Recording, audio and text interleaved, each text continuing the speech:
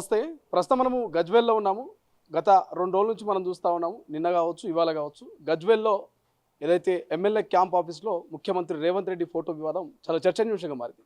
So అసలు నిన్న గజ్వేల్‌కి సంబంధించి ఫోటో వివాదానికి సంబంధించి ఏం జరిగింది? సో ఎందుకు కాంగ్రెస్ నేతలు అక్కడికి పోవాల్సి వచ్చింది? అక్కడ పెట్టినటువంటి ఫోటోను బీఆర్ఎస్ నేతలు ఎందుకు తొలగించాల్సి వచ్చింది?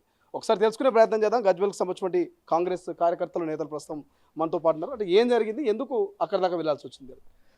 ఈరోజు క్లియర్గా ముందుగా ఒక విషయం ప్రజలందరూ కూడా అర్థం చేసుకోవాలి. ఏంటి అంటే ఈరోజు ఈ ప్రాపగండా ఫైలాయించాల్సిన అవసరం కాంగ్రెస్ లేదు. ఎందుకంటే ఈరోజు ప్రజలకు అభివృద్ధి చేస్తుంది మేము, ప్రజలకు సంక్షేమ పథకాలు అందిస్తుంది మేము.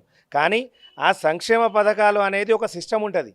ఏంది అంటే ఒక ప్రాంతానికి ఒక ఎమ్మెల్యే ఉన్నప్పుడు ఆ ఎమ్మెల్యే త్రూగా ఆ పథకాలు ప్రజలకు చేరాల్సిన ఆవశ్యకత అనేది ఎంతైనా ఉంటుంది. కానీ మా ప్రాంతంలో ఎవరైతే ఎమ్మెల్యే ఉన్నారో ఆయన గతంలో 10 సంవత్సరాలు ముఖ్యమంత్రి ఉండే మా రాష్ట్రానికి, ఇప్పుడు ఎమ్మెల్యే అయి దగ్గర దగ్గర 3 సంవత్సరాలు అవుతున్నా కూడా ఆయన మా ప్రాంతానికి ఒక్కసారి కూడా వచ్చింది లేదు, మా గురించి పట్టించుకుంది లేదు.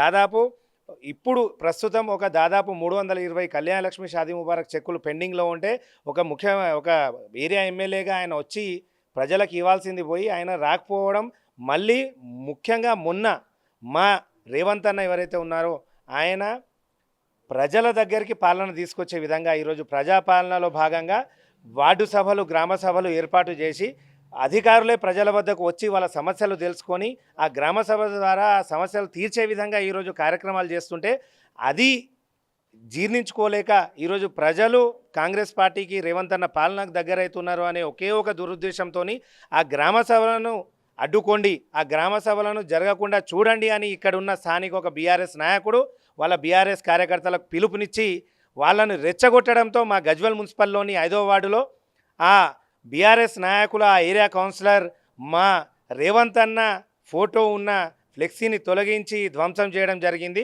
దాన్ని దృష్టిలో పెట్టుకునే ఈరోజు మా నాయకురాలు మా తుమ్కుంట ఆంక్షారెడ్డి గారు డీసీసీ అధ్యక్షురాలు, ఆమె క్లియర్గా ఒకటే చెప్పింది, ఏ పని చేయకుండా ఫామ్ హౌస్లో ఉండి జీతం తీసుకుంటున్న కేసీఆర్ గారి ఫోటో పెట్టుమని మీరు ఇంత రచ్చ చేస్తే ఈరోజు 24 గంటలు ప్రజలకు అందుబాటులో ఉంటూ ప్రజలకు సంక్షేమ ఫలితాలు అందిస్తున్న మా రేవంత్ అన్న ఫోటో ప్రతి ఒక్క గవర్నమెంట్ ఆఫీస్లో ఉండాలి.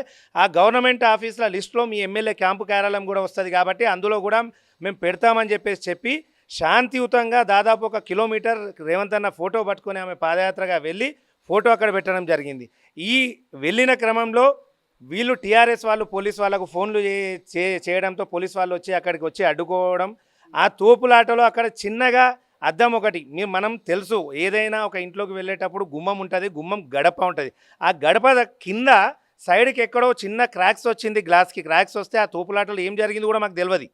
మేము వెళ్ళిపోయిన తర్వాత ఇక్కడ ఉన్న ఒక బీఆర్ఎస్ నాయకుడు వచ్చి ఆ క్రాక్స్ని కదిలించుకుంటూ ఆ క్రాక్స్ని పలగొట్టి ఇంకా పెద్దగా చేసి దాన్ని ఏదో పోర్ట్రేట్ చేద్దామని చెప్పేసి చూసిన వీడియో కూడా మా దగ్గర ఉంది. ఆ వీడియో కూడా మేము బయట పెట్టడం జరిగింది. కాబట్టి ఇది పూర్తిగా అబద్ధము, దాడి చేసినాం అనేది ఈరోజు బీఆర్ఎస్ నాయకులు వాళ్ళు ఈ ప్రజలకు దగ్గరవుతున్నారు, కాంగ్రెస్ పార్టీ కాంగ్రెస్ నాయకులు ప్రజలకు దగ్గరవుతున్నారు, దీన్ని అడ్డుకోవాలనే దురుద్దేశంతోనే ఒక ప్రోగ్రాం చేస్తున్నారు. కానీ ఈరోజు ప్రజలకు తెలుసు ఎవరేం చేస్తున్నారు అనేది. అంటే ఏంది ఇప్పుడు ఫోటో మీరు పెట్టిరు, అంత బాగానే ఉంది. ఆ ఫోటోను వాళ్ళు 24 గంటలు గడవక ముందే తొలగించారు. సో ఏంటి నెక్స్ట్ వాళ్ళు బంధును కూడా పిలుపునిచ్చారు. అంటే కాంగ్రెస్ కార్యాచరణ ఏంది? ఒకటండి, మేము ఒకటే అడగదలుచుకున్నాం, బంధు దేనికి? ఈరోజు రేవంత్ రెడ్డి గారు ఈ రాష్ట్ర ముఖ్యమంత్రి, ఈరోజు ప్రజలకు ఆయన సేవ చేస్తున్నారు. అటువంటి వ్యక్తికి సంబంధించిన ఫోటో ప్రభుత్వ కార్యాలయంలో పెట్టడం నేరమా?